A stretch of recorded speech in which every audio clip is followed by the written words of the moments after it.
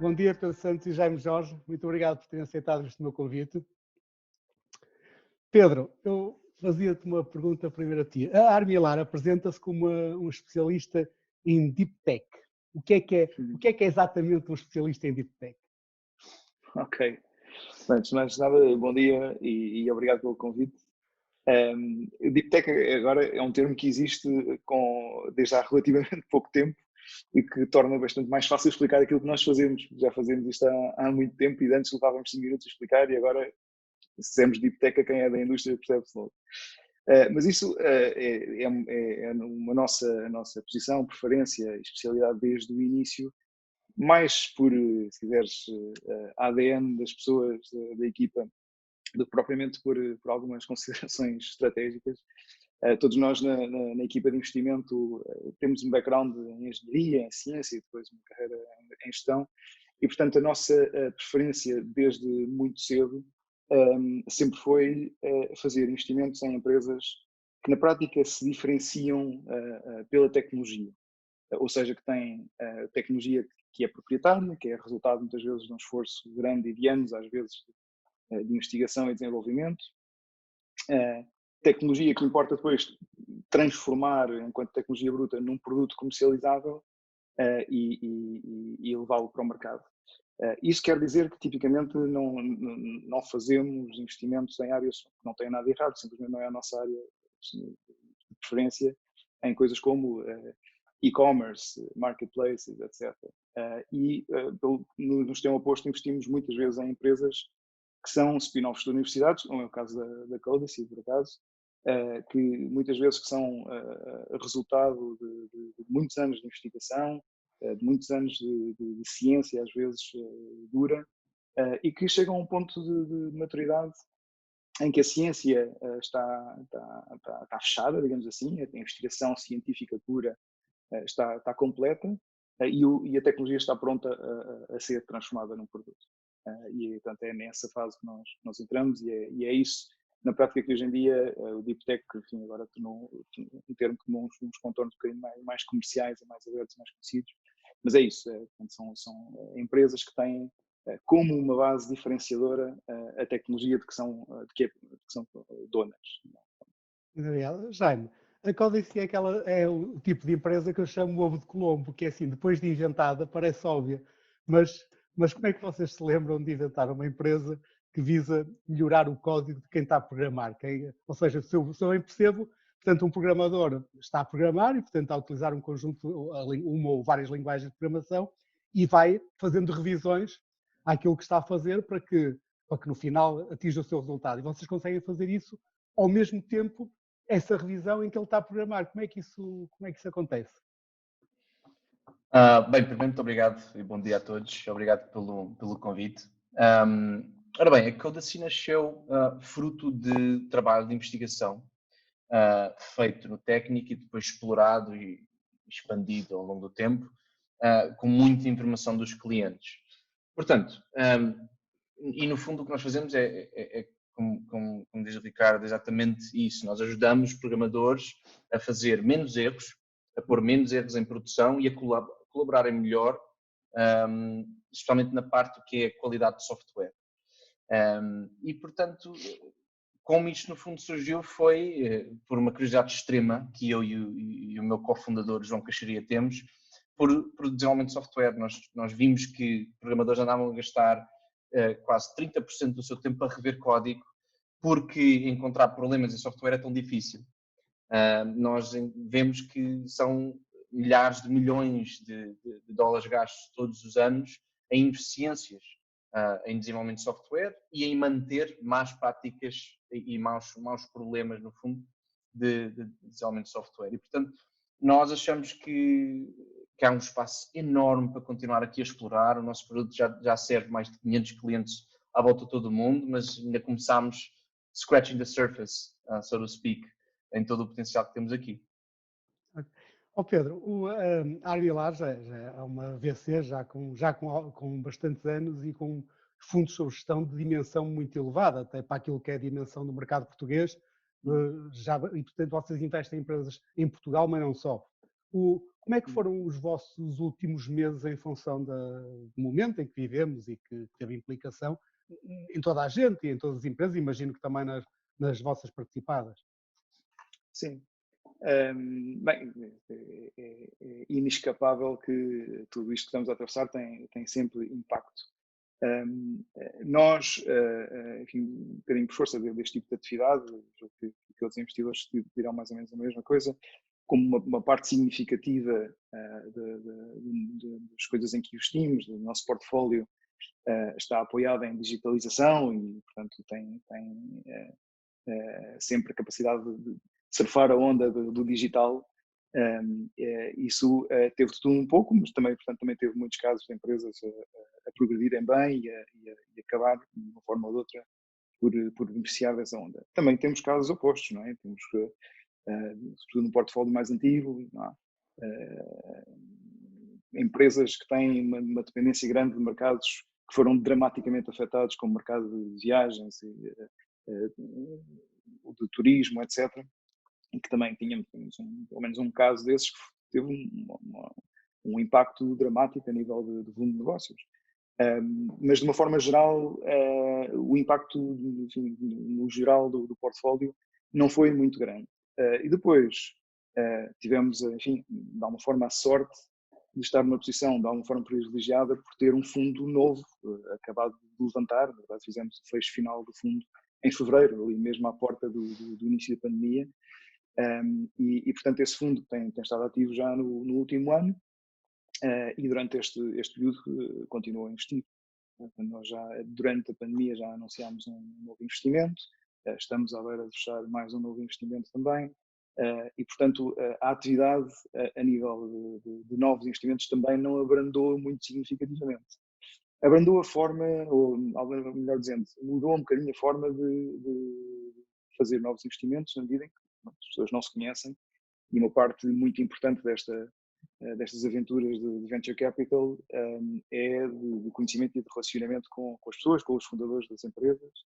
E, portanto, a partir do momento onde não é fácil ligar fisicamente a uma pessoa e fazer parte desse processo de enamoramento que acontece com o investidor, desde que conhece uma empresa, que gosta dela e acaba por fazer o investimento, muitas vezes, muitos meses depois, todo esse processo contribui para um conhecimento e uma aproximação dessas pessoas. E quando não há uma possibilidade de reunir fisicamente, isso é mais difícil de fazer.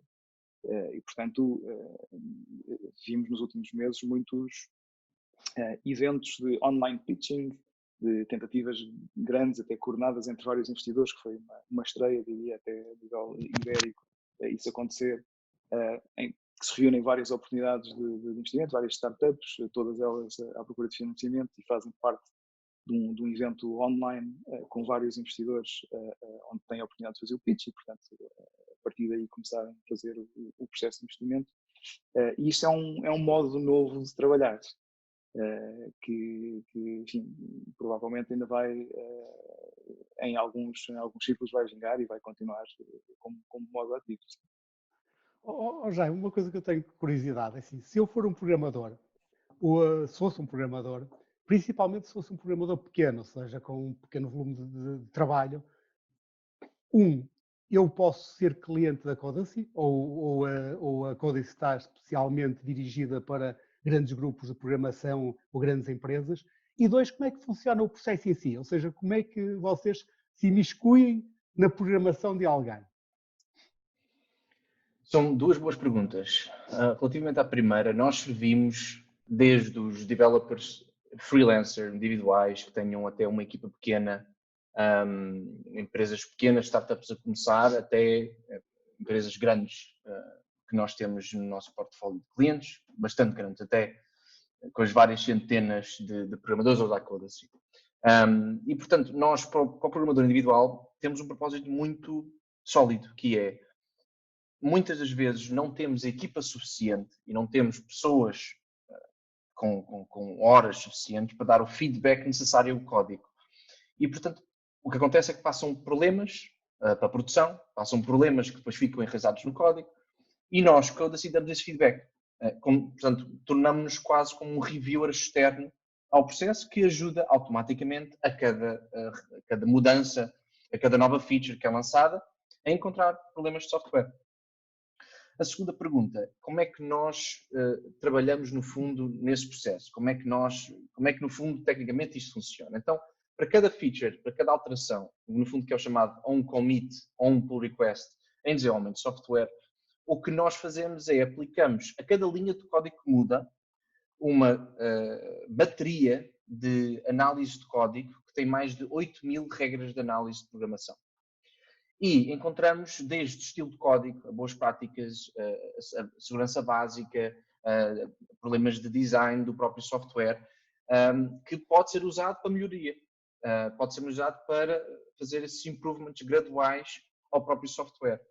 E fazemos isto em escala, não só para o programador individual, que tem necessidade de feedback porque não tem mais ninguém, não é? Mas também um aspecto colaborativo entre empresas, porque quando nós subimos a um nível, estes pequenos átomos que são os pontos de insight do código acabam por ser pontos maiores de reporting para quem faz decisões sobre as organizações de engenharia. Eu quero saber, por exemplo, dentro da minha organização de desenvolvimento de software, quais são os projetos ou as equipas que estão melhor posicionadas, quais são as que precisam de ajuda, e a Codacy é uma aliada nesta busca pela informação. Muito bem. Pedro, há bocadinho estás a falar da questão do online pitching, que nasce agora até devido à pandemia. Quer dizer, o online pitching não nasceu agora, mas esta forma colaborativa nova, vocês que já estão no mercado há muitos anos e que têm acompanhado a evolução do mercado português de capital de risco, o que é que achas que alterou significativamente nos últimos 10 anos, não só em termos dos atores que estão presentes, da cooperação entre os atores, por exemplo, isto que falavas agora de haver o pitch para várias entidades ao mesmo tempo, o que é que alterou? O que é que mudou nos últimos anos em Portugal? Nos últimos 10 anos, eu diria, mudou tudo. A escala de tempo é essa, mudou tudo, de facto. Enfim, nós, a Milar, Sui Generis nasceu há 20 anos, não é? E, portanto, tivemos, de facto, aqui o privilégio de assistir a toda essa evolução. E, muito francamente, ali até, se calhar, 2008, 2009, 2010, havia muito pouco. Havia muito poucas oportunidades de investimento, havia poucas startups, de facto, a iniciarem nessa altura.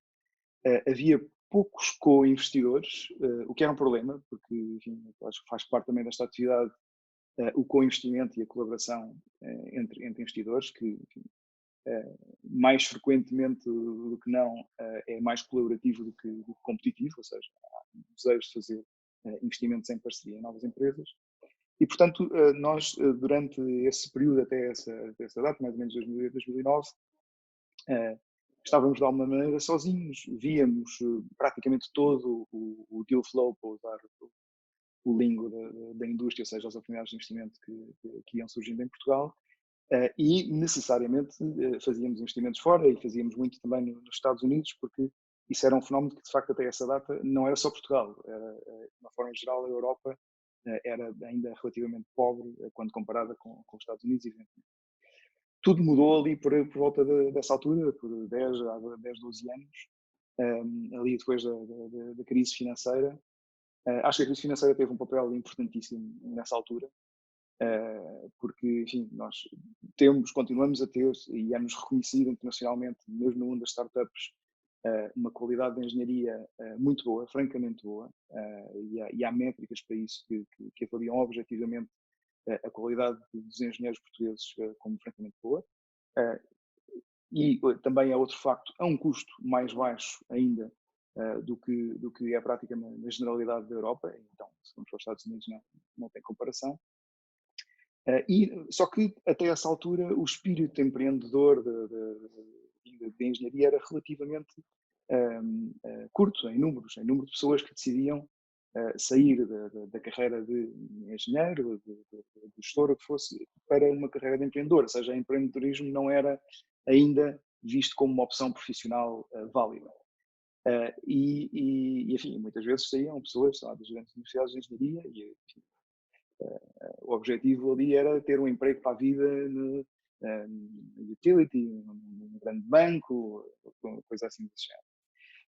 Nessa altura, os empregos para a vida desapareceram, não é? Como seguramente te lembras também, nessa altura, com a crise financeira que aconteceu, já não existiam esse tipo de empregos. Isso coincidiu com uma série de outras coisas, foi ali mais ou menos uma tempestade perfeita, que coincidiu com, bem, desde logo, muitíssima informação disponível sobre o que é isto de criar uma startup, como é que se financia uma startup. Toda a gente começou naquela altura a ler sobre startups, os vários blogs, os investidores começaram a comunicar também eles muito mais, os mais experientes americanos a comunicar para fora muito mais sobre o que era isto de criar, lançar e o trabalho que é, mas também a recompensa potencial que é. As próprias universidades começaram mais ou menos nessa altura a fomentar o empreendedorismo, a criar algum currículo e cadeiras mais relacionadas com o empreendedorismo, a abrir os currículos dos vários cursos para pessoas que quisessem seguir essa carreira. E também, em simultâneo, mais oportunidades de financiamento. Não deixa ainda, hoje em dia, em Portugal, quando comparado com muitos outros países, continua a ser escasso, mas naquela altura era praticamente inexistente. E mais ou menos nessa altura foi revista mesmo a nível estatal os apoios que havia para investidores, o financiamento a business angels, muitos dos quais depois se profissionalizaram e hoje são gestores de fundos profissionais também. E, portanto, tudo isso surgiu ali mais ou menos na mesma altura e criou ali, sim, até uma onda, até por excesso, evidentemente, toda a gente naquela altura. Nós fazíamos, agora por piada, muitas vezes fazemos fazer lectures a universidades, no técnico, etc. E no início, enfim, antes dessa época, quando perguntávamos, enfim, uma sala cheia de pessoas do quarto ou quinto ano de licenciatura, quem é que queria criar o seu negócio, criar a sua startup, talvez em informática houvessem alguns malucos que levantavam o braço, no resto, nada, zero. E depois dessa altura foi no extremo oposto, toda a gente, e passando o exagero, levantava a mão e tinha uma ideia para uma startup. É claro que muitos deles acabam por não lançar, ou muitos deles acabam por lançar e não ser bem sucedidos, como é natural nesta indústria. Mas de facto passou-se essa fase de grande excitação e daí produziram-se excelentes empresas que hoje são seriosamente conhecidas. Outra coisa que eu diria que mudou durante este período de forma muito importante, e esse não é de há 10 anos para cá, é há menos que isso, diria 4, 5 anos, é a disponibilidade de investidores internacionais para investir em startups portuguesas. E isso, se recuarmos 10 anos ou mais, era impossível. Nós, fruto também de termos, de facto, investido muito fora nessas alturas iniciais, nos Estados Unidos, tínhamos aqui uma rede de co-investidores americanos com muita experiência, e durante um período, e fazíamos o esforço, e achávamos que isso fazia parte da nossa missão, trazê-los para empresas portuguesas, startups portuguesas que nós víamos com potencial, e durante anos era simplesmente impossível. Olhavam para Portugal como um país completamente marginal, porque é que investir em Portugal? Isso nem sequer é uma possibilidade. Depois passou por uma fase em que nos diziam, sim senhor, startup é engraçada que vocês têm no portfólio, até acho que estou disponível, mas porquê é que eles não se mudam para Nova Iorque ou para Londres para eu poder investir neles? Porque em Portugal não vão investir. E isso foi-se dissipando e hoje em dia esse estigma está completamente quebrado e quando se tem grandes investidores, para citar aqui exemplos do nosso portfólio, pegando aqui, por exemplo, na Fizai, em que nós investimos muito cedo, eram 3 pessoas incubadas na Universidade de Coimbra e fez todo um percurso e a determinada altura estava pronta para trazer investidores internacionais. Nós tínhamos dentro da nossa rede uns investidores muito especializados na área de fintech, a Oak, com quem já tínhamos investido na empresa e que tinha sido vendida à Google há uns tempos, e que se disponibilizaram para investir na Fizai, estando a Fizai em Portugal.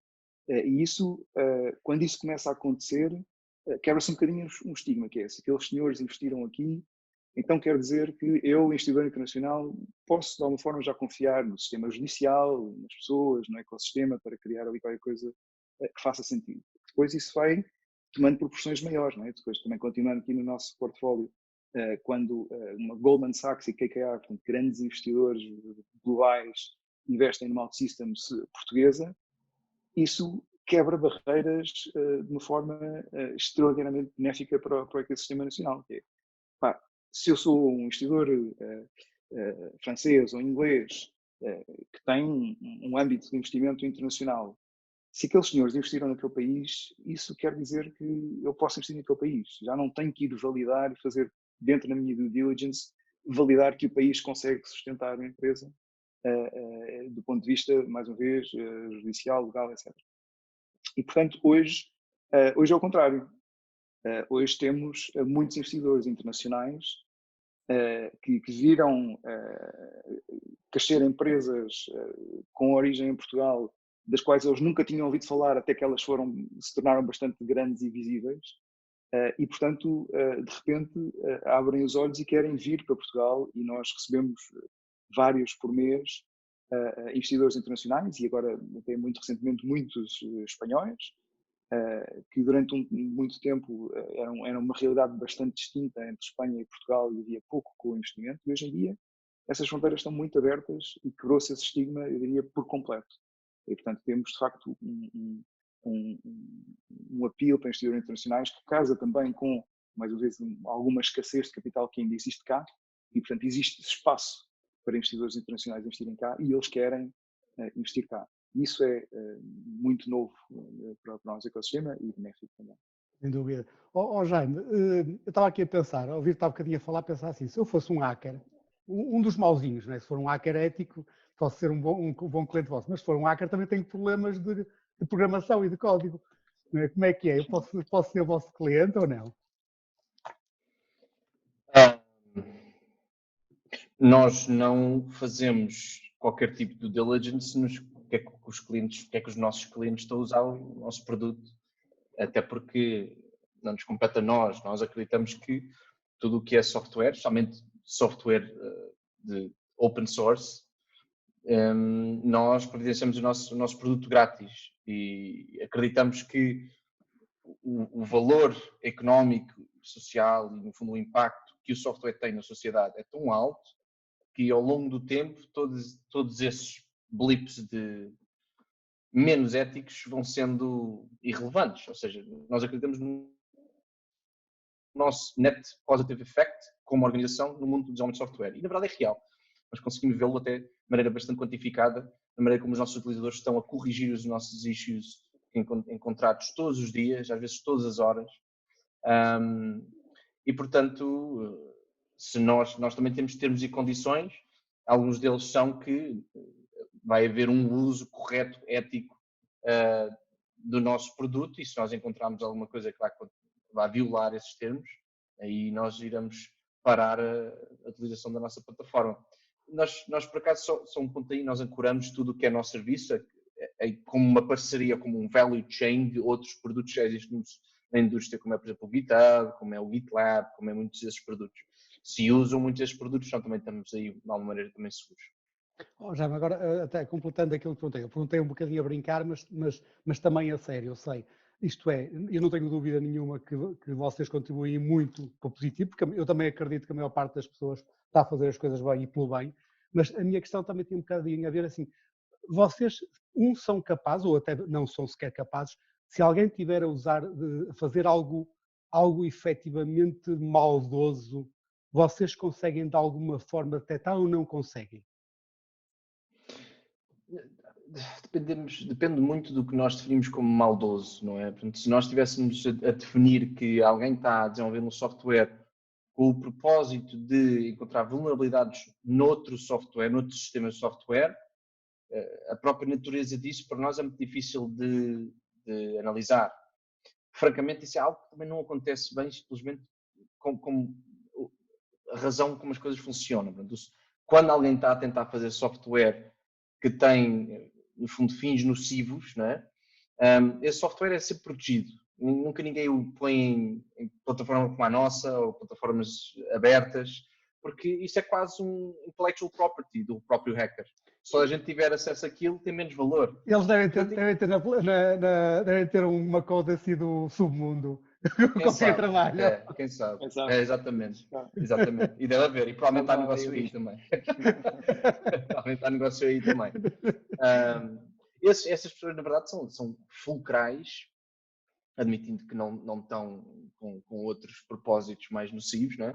São fulcrais para encontrar problemas no software. E essas pessoas até são as que criam os próprios sistemas de análise que acabam por ser usados por plataformas como a nossa. Portanto, são importantíssimas na parte de criar segurança em todo o value chain development. Sim. Pedro, até agora pegando nestas questões aqui assim da maldade e hoje a questão da cibersegurança é uma questão que já está presente há muito tempo, mas então agora principalmente nos últimos meses, até por causa da pandemia, houve um crescendo tremendo de ataques, porque as pessoas estavam todas a utilizar muito mais tecnologias.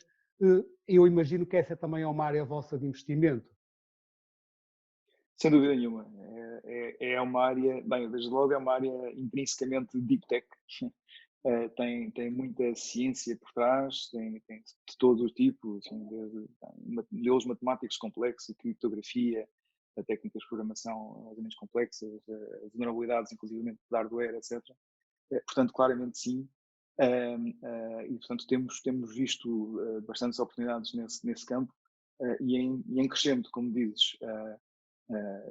Quanto mais complexo é um sistema, e os sistemas tendem a ser sempre cada vez mais complexos e com várias peças que mexem, etc., mais vulnerável se torna, mais oportunidades têm de serem procuradas fraquezas e oportunidades de ataque. A pessoa nem sequer tem bem a noção, quando entra numa página qualquer para fazer compras online, está não só a correr o software da empresa que tem aquela loja online, mas software de dezenas, às vezes para cima de uma centena de outros software developers que têm a pecinha para os pagamentos, que têm a pecinha para o carrinho de compras, o que seja. E, portanto, essa complexidade de mistura de diferentes fontes da tecnologia para criar um produto único, uma experiência boa para o utilizador, gera inúmeras oportunidades de ataque. E, portanto, naturalmente, quando há mais atividade online, como é aquela que estamos a observar agora, mais apetecível é o bolo para os atacantes. E, de facto, a diversidade de tecnologias diferentes e de oportunidades de investimento também que surgem nesse campo é enorme. Portanto, nós é claramente uma área em que temos ainda muitíssimo a aprender, mas que estamos a ver, de facto, oportunidades interessantes. Jaime, há bocadinho o Pedro falou, quando estava a falar da evolução da indústria, falou de dois pontos que eu acho muito interessantes, até porque também assisti a eles. Um que é a evolução ao nível da vontade de empreender nos jovens. Eu lembro-me de uma vez que fiz já há muitos anos, uma palestra para engenheiros numa faculdade, estavam mais de 200 finalistas e fiz essa pergunta também, acho que é daquelas perguntas óbvias, quem é que quer criar uma empresa? Eu lembro precisamente que só 2 é que disseram que o queriam. Não quer dizer que fossem só 2, depois também muitas vezes há aquela vergonha de falar quando está muita gente. Mas foram 2. Eu na altura até brinquei com ele, disse que eles deviam ser pardos, porque então, não viram que estavam completamente errados, então sem 200 eles são os únicos que estão errados, como é evidente. Para motivar, no fundo, para motivar. E depois falou também de uma outra questão, que foi agora do mercado português, que entrou no fundo no radar internacional, e que é algo que eu também acho muito interessante, que é da minha juventude para hoje, que é, hoje, e eu vejo nos jovens isso, que é, eles acham normal fazer parte do mundo. Quando eu era jovem, nós achávamos que o mundo era uma coisa exterior, ou seja, estávamos aqui num país pequenino e havia ali um conjunto de coisas lá fora que se tivéssemos sorte também podíamos fazer parte. Hoje não sinto isso. O que é que tu, que tens uma ligação muito mais forte, provavelmente até com a juventude, e juventude muito tecnológica que está a desenvolver, como é que sentes, o que é que sentes, quer ao nível do empreendedorismo e da forma como os jovens se posicionam perante o mundo? Isso é uma ótima pergunta e uma que eu não sei se vou conseguir responder a representar as diferentes gerações, mas eu acho que pode ser vista de uma certa maneira, que é millennials, portanto, aquela geração da qual eu me incluo, tem porque cresceram a ver filmes, porque cresceram a ver possibilidades, porque cresceram a ver uma série de coisas e a ouvir que de facto conseguem fazer qualquer coisa, têm uma necessidade, às vezes, criando uma expectativa que depois não é encontrada, de impacto. E, portanto, um millennial, quando vai para o mercado de trabalho, quer ter impacto, quer saber que não é simplesmente uma roldana pequena numa engrenagem grande. E pronto, é uma geração muito mais ligada do que era antes. Portanto, os elos de ligação entre estes pequenos pontos é muito mais ligado do que era como a geração do Ricardo. E, portanto, isso é uma geração que entra com expectativas, que eu quero fazer algo that matters, porque eu não quero ficar 40 anos assentado a fazer uma coisa que não importa.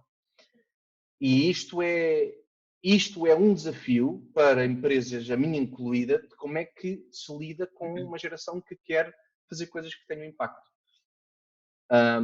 E eu acho que isto depois transpõe-se e tem consequências que não são muitas vezes diretas, como, por exemplo, a necessidade de transparência.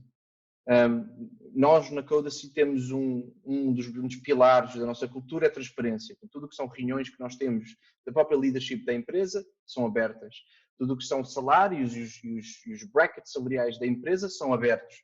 As próprias apresentações que nós temos, que o nosso Conselho de Administração, nós tentamos também partilhar com a equipa, porque queremos fazer empowerment dessas pessoas que têm necessidade de informação e que nós acreditamos que com isso vão fazer coisas incríveis. Eu acredito que cada vez mais as empresas vão estar viradas para aí e há cada vez mais movimentos que cater, no fundo, a essa necessidade. Sem dúvida. Pedro, nós estamos a acabar, isto passa rápido. Tu estás numa indústria de otimistas, porque assim é impossível estar no capital de risco sem ser otimista. Sem dúvida, sem dúvida. Mas sendo otimista e estando numa indústria otimista, como é que vês o futuro, quer da indústria, quer da economia em geral? Bem, como acabaste de dizer, não posso deixar de ser otimista.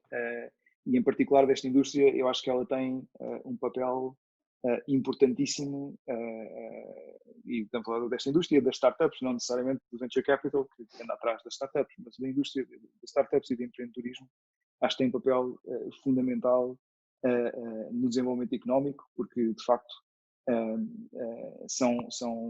e temos visto que são essas empresas que criam um impacto muito grande de desenvolvimento económico, de desenvolvimento tecnológico, de desenvolvimento de emprego, de desenvolvimento de competências, quer a nível técnico, quer a nível de gestão, que não estão ao alcance da realidade da economia estabelecida das grandes empresas, onde as pessoas, vou usar aqui a expressão do Jaime, ser apenas um elemento, já não sei qual foi a expressão, mas uma roda dentada no meio de uma máquina que depois vai crescendo e vai ganhando importância e vai tendo a sua carreira, mas a velocidade de criação de valor que isso representa não tem nada a ver com a velocidade onde isso é criado numa startup. E dado que, de facto, começam a existir experiências relevantes, empreendedores, os chamados serial entrepreneurs, portanto, aqueles que já criaram uma empresa, se calhar falharam 2 ou 3 primeiras empresas, mas acertaram na quarta e vão na quinta e investem e reinvestem no ecossistema, que é uma componente muito importante desta indústria, que é o fechar do ciclo, o give back, portanto, alguém que de facto criou, experimentou, passou e agora contribui para o ecossistema com a sua experiência, muitas vezes com o seu capital, e é um círculo bastante virtuoso na medida em que se vai autoalimentando e expandindo e criando mais valor. Enfim, empresas como a Codacy que fazem parte desse ciclo, em que vieram numa altura, nasceram mais ou menos nessa altura que falámos aqui há 10 anos, por causa da Codacy um bocadinho menos, já uns 7 anos, 8 anos, por aí. E enfim, tem um estágio de maturidade que é reflexo desse trajeto e dessa aventura, e de facto tem criado imenso valor, e como ela muitas outras, e portanto a contribuição deste tipo de atividade para o desenvolvimento económico e com uma eficiência de capital relativamente a outro tipo de economia bastante mais favorável, acho que é uma peça fundamental, então não posso deixar de estar muito otimista. Continuamos a ter grandes empreendedores, grandes engenheiros, grandes ideias, potencialmente grandes negócios. É claro que muitos vão falhar, isso é a natureza deste negócio, é assim mesmo, mas isso também faz parte do desenvolvimento todo que se tem de atravessar e é claro que voltar a tentar quando se acontece. Pedro e Jaime, muito obrigado por esta conversa. Espero que tudo vos corra Obrigado, bem nós. e fiquem Obrigado. bem.